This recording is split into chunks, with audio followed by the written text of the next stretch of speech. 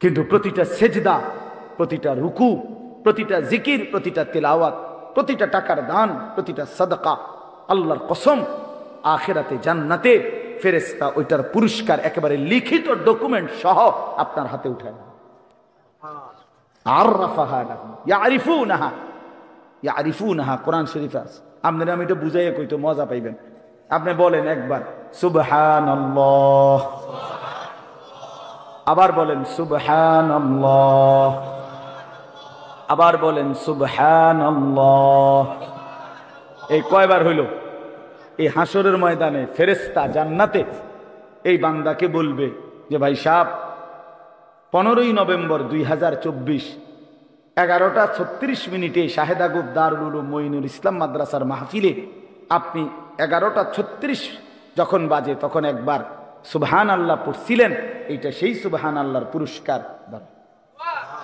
এরপরে আপনি দ্বিতীয়বার আরেকবার সুবহান আল্লাহ পড়ছিলেন, এটা দ্বিতীয়বার একটা। এরপরে আরেকটা দিবে, সেটা বলবে এটা তৃতীয়বার একটা। এইভাবে আলাদা আলাদা এখানে আপনার পুরস্কারের মধ্যে, বিনিময় প্রতিদানের মধ্যে আপনার এখানে লেখা আছে একেবারে সন, তারিখ, দাগ নম্বর, BS CS RS শুদ্ধ লেখা থইছে। কুলু ওয়াশরাবু হানিআম বিমা কুনতুম তা'মালুন। রব্বুল আলামিন বলেন, আমার জান্নাতি বান্দা সারা জিন্দেগীর সমস্ত নেক আমলের বিনিময়ে আমার জান্নাতে আরামসে খাও এবং পান করো। কুলু ওয়াশরাবু হানিআম বিমা আসলাফতুম ফিল আইয়ামিল খালিয়া।